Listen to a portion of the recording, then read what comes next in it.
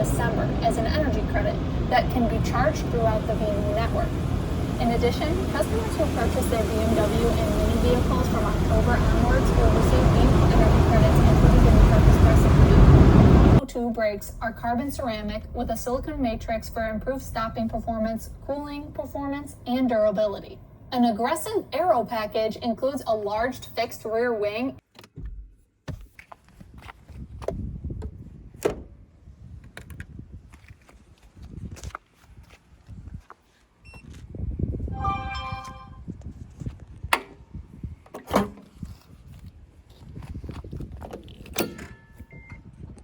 I am starting the day fresh, early, but the sun is up. Not so early that the sun isn't up, but the sun is up.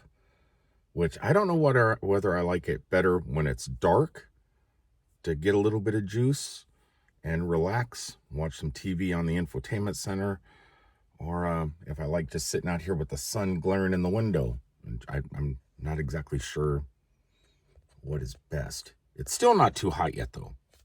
That's coming later in the morning.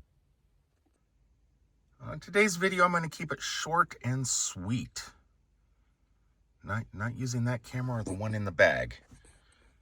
This is my car camera. This is the one I can stick on the hood of my car, on the window of my car, on the bumper of my car, on the door of my car.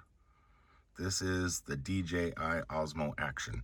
I do have it connected to a GoPro suction cup mount, which is really strong. I have a DJI makes one I got in the trunk. It has 3 suction cups on it for redundancy for really high speeds, but this one seems to do just fine. In today's video, I'm going to show the cameras that I'm going to be taking on the trip at the moment. They may change a little bit. I want to get some, I want to make this series of me driving my Nissan Leaf out to California and back something special. I want to shoot it in a more professional manner, like you see those big time YouTubers doing. And I don't know how well it's going to be. I don't know. My editing is always terrible, but I'm going to try and make this trip look a little better than any of the other trips I've done. Like when I went to Hawaii, I was focused so much on having fun and not so much on the video that they were just awful. You can't even watch those videos. When I went to the Philippines, I was focused on video, but I was having so much fun at the time that I was kind of splitting the fun and the video, and all the videos came out terrible. They're good for my memories, but they're not good for people to watch. They're good for me to look back on and go, oh my God, I can't believe I did that. This trip here to California, it's 100% focused on video and the car and the charging and everything else. Not so much the fun. People that have been donating money into my PayPal account have been leaving great comments, because when you get PayPal, you can also leave a comment. And I did ask people to give me ideas of what I should see and do. And a lot of people are doing that. They'll drop the money in the PayPal and then they'll leave a really nice, awesome comment of things I should see. Let me just make it clear real fast. First, thanks everybody for popping in there and doing that. But my route that a better route planner has is I-40, I-10, and part of I-20. So those are the 3 roads I could take from, 10 obviously from Florida, or I-75 up to 40, and then cutting across, do some Route 66 stuff across that way, or just stick to I-10 and take the southernmost interstate from coast to coast. So my plan is to leave Daytona Beach, grab a cup of sand, a mason jar of sand, and drive all the way to California to Santa Monica to the end of Route 66, drop a little Daytona Beach sand on some California sand, and then scoop up some California sand from Santa Monica and bring it back to Daytona and drop it at our waters here at Daytona Beach. There's been so many great suggestions, like some people want, I'm not saying any names because no one said that I could say their names yet in the PayPals, but people are suggesting like Santa Cruz and the Grand Canyon and Oregon, places, you know, up by the California-Oregon border. Area 51, which I could do. I could take this car to Area 51, at least that alien highway, you know, where the road sign is. You can't go into Area 51, obviously, but I can get close to where I see the white trucks up on the hill spying on us, making sure we're not crossing that border. I'll probably do that.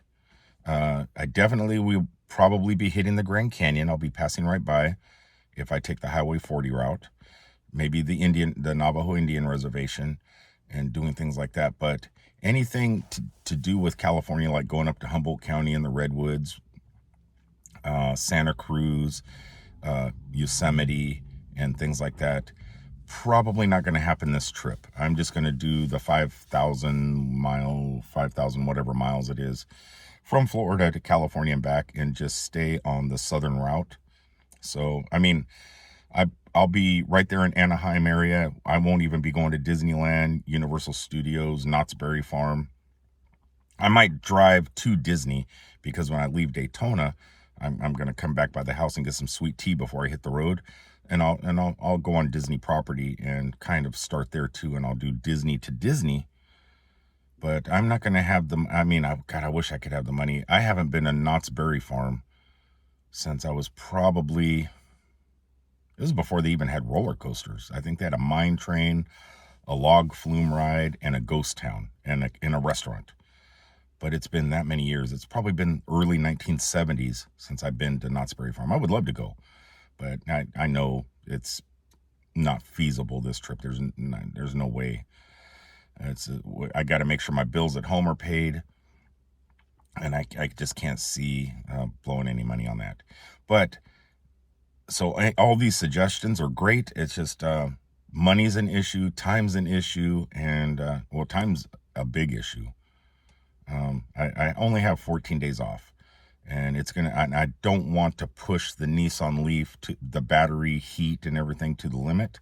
I kind of want to keep it 2 fast charges a day, 1772 at night, so it's fully charged when I leave in the morning, and do 2 charges a day. I'm going to try and do 500 miles flat every day for 5 days.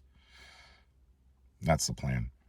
And I want to make the videos look really good. So I am definitely going to start testing out the cameras in the next couple of videos, and seeing different angles and how they work. In fact, I just went to the car wash, and I was going to put this outside on the car in the car wash, but I was a little bit worried that the brushes and stuff would knock the suction cup off.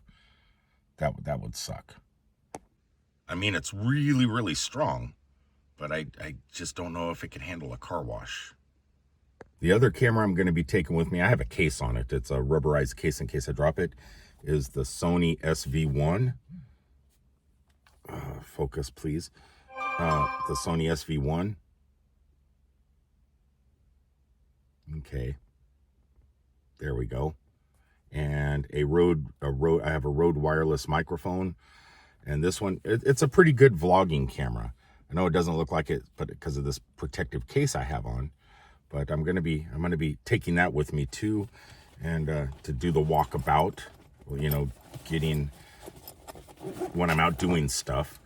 And so I'm gonna have that to walk around with. I'm gonna have the car camera, and in case I'm in eating or something like that, and then trying to stay incognito, because I still get a little bit shy in public, not at Disney and Universal and places like that, and Busch Gardens and SeaWorld and stuff. I could walk around with the camera just fine.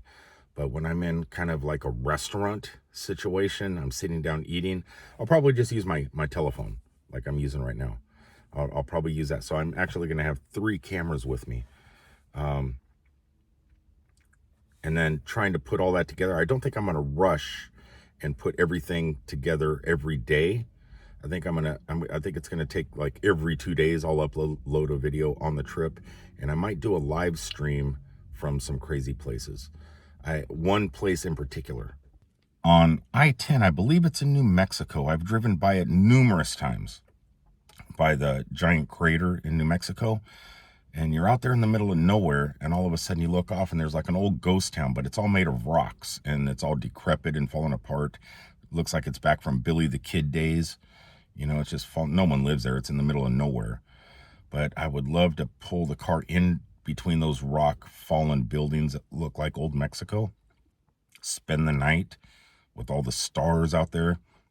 Put a little campfire in front of the car and just get some video of that kind of, and photographs, and just taking pictures of the car in the New Mexico night with a blazing campfire with all these old Western rock Mexican looking buildings from the 1800s. That is something I want to get on this. I want to get photos like that and videos like that. And I'm just hoping the equipment I'm taking with me is going to do the videos justice. I was talking to the campground today because I am a member of 1,000 Trails. Oh, look at this back here. It's a mess. It's a mess. Adapters and charging should be on that side. DoorDash and Uber bags on that side. But I was thinking on the trip to lay down my back seats, have this all cleaned out basically, and lay a sleeping bag back down there. And then, because I bought a mortgage into the 1,000 Trails system, since there's so many of the 1,000 Trails across the United States, I was thinking I could just pull into the campgrounds, plug in for the night, sleep in the car, wake up in the morning, unplug, and head on down the road. Come to find out today, at the campgrounds, they do not allow you to sleep in your car, which that kind of sucks. That puts a little kink in the system, because there's no reason I should not be able to just crash in the car for the night. They said if you have a tent, you could sleep in a tent, but you're not allowed to sleep in the car. And I said, wait a second, we got camper vans at the campgrounds. We got people that, sleep in their vans. And I said, my RV is a vehicle and I sleep in that, but I can't sleep in a car. It's basically the same thing, especially the vans. They got these camper vans. They're just basic vans. Some people convert U-Hauls. I don't get it. But so I think it's just public. If I'm going to sleep in the car, it's going to have to be at a rest area that has a 1772 or a parking lot of a hotel similar to this. I hate that. Do you guys ever notice when you shut your thing after a car wash, especially if you use your finger, it leaves a fingerprint? So you use your knuckles, or sometimes I'll push it down with my shirt. Got to keep the Leaf clean. Yeah, I'm assuming it's going to be a fairly eventful trip, not with just things I want to see, like the dinosaurs out in Southern California in the middle of the desert, the Pee Wee Herman filming locations, and maybe the city of Bedrock, the Flintstone town in Arizona or New Mexico, wherever that is, and see some of that stuff. But I'm thinking the next thing I got to focus on, other than equipment and sleeping bags, is where am I going to get my car washed? How many Mr. Car Washes are there across the United States? Are they along my route? Because I like to get a car wash almost every day. And the sleeping situations, that's because I did have plans to sleep in the car most of the time. I guess I just can't do it at 1,000 Trails campgrounds, which is okay.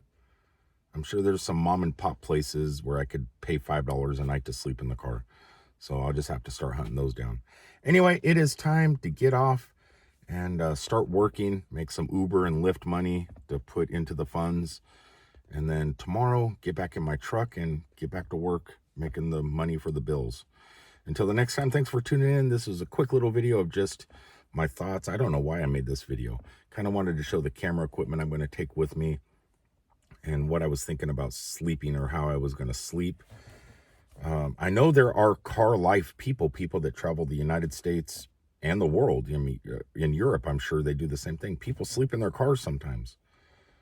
But modern days, it's becoming illegal to sleep in your cars in a lot of, in a lot of places.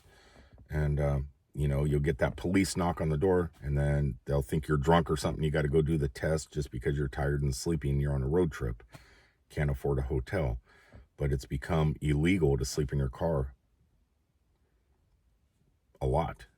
I mean, you can't do it here in Florida, and I don't think in California you're allowed to do it.